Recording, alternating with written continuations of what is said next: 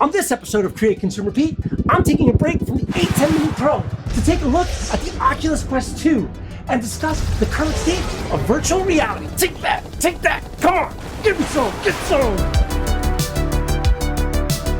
From the laughable Lawnmower Man to the fully realized worlds of Ready Player One, Hollywood has always romanticized a future where we can all don a headset and be magically whisked away to extraordinary worlds. Yet sadly, those visions of the future have by and large failed to materialize. And that's because virtual reality is still in its infancy and won't be able to achieve that level of fidelity and immersion for another 10 years. But that's not to say the Oculus Quest 2 isn't a phenomenal piece of hardware. In fact, it's possibly the single most exciting thing to happen to VR since the original Oculus Kickstarter campaign. And I should know, since I've not only used the original Oculus, demoed the HTC Vive when it was first released, and played with an 8K X-Tall headset at CES 2020, I'm also a creative director responsible for multiple award-winning VR and AR-driven advertising campaigns. So I not only know a little something about the tech, I truly understand what it takes to create a deeply emotional and engaging experience in virtual reality.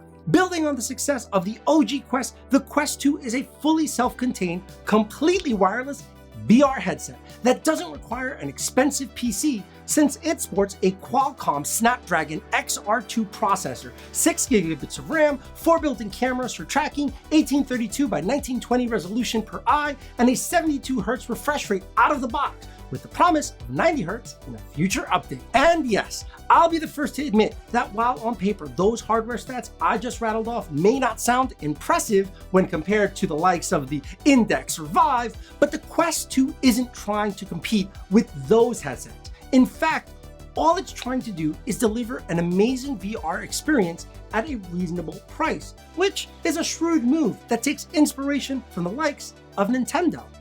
Let me explain. During the last video game console generation, Sony and Microsoft jockeyed to be the most powerful console. All the while, Nintendo opted to focus on mobility, user experience, and a lower price point with the Switch, which proved to be a shrewd business decision in the crowded game console market.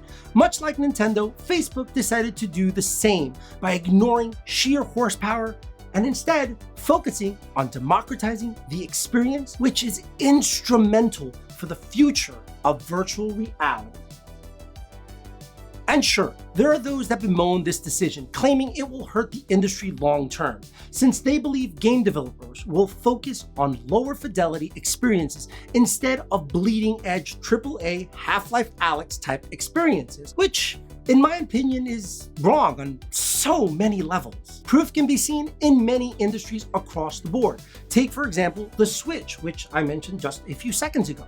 Last time I checked, the console and PC games market continues to grow at an incredible rate. Whew, this headset's getting hot. It's warm under here. The bottom line is that the more people experience VR, the more likely the industry will flourish. And where there was once an uncertain future, there will now be exciting possibilities on the horizon. And just in case you're wondering, the Quest 2 is off to an amazing start, surpassing the original Quest's monthly active users in less than 7 weeks, according to Andrew Bosworth. No, not the Boz, but the head of Facebook's efforts in VR and AR, although I kind of wish it was the Boz. But all this is academic, and what really matters are the games and experiences. And here, the Quest 2 shines, with an easy setup and user-friendly tutorials that even my mother could follow. Look at her go. You'll be shooting and dodging robots in Space Pirate Trainer in no time, and looking this dorky as well, I promise. Craving adventure? Then set out on fantastical mouse adventures in Moss, a game that places you in hyper-detailed dioramas that are ridiculously adorable. Not into cute?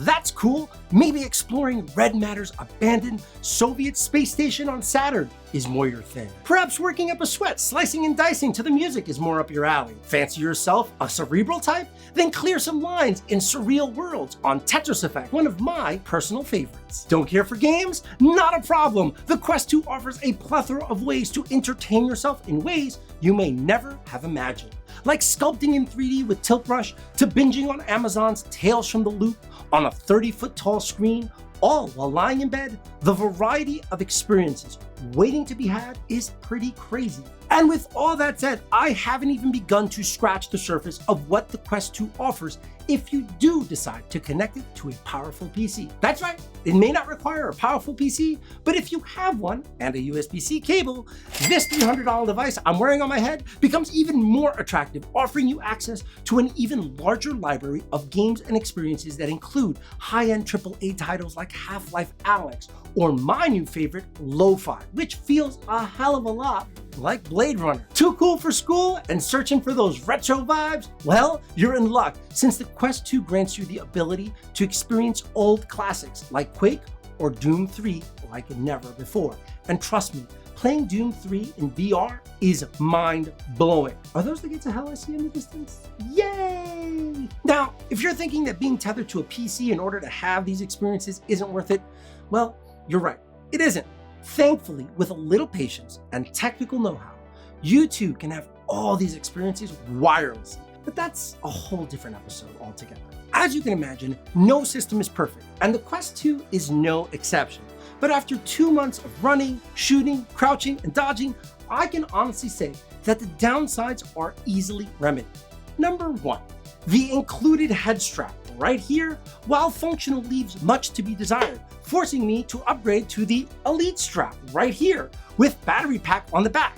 It not only increased my playtime, it shifted the balance of the headset, making it way more comfortable and easier to put on and take off. Number 2, the included facial interface right here, while comfy, did begin to irritate my skin after prolonged use, forcing me to replace it with something more hypoallergenic from VR Cover, which I have right here. Number 3, not specific to the Quest 2, but you will need to develop VR lens. And for those unfamiliar with the terminology, well, you just have to get comfortable moving around in VR without getting nauseous.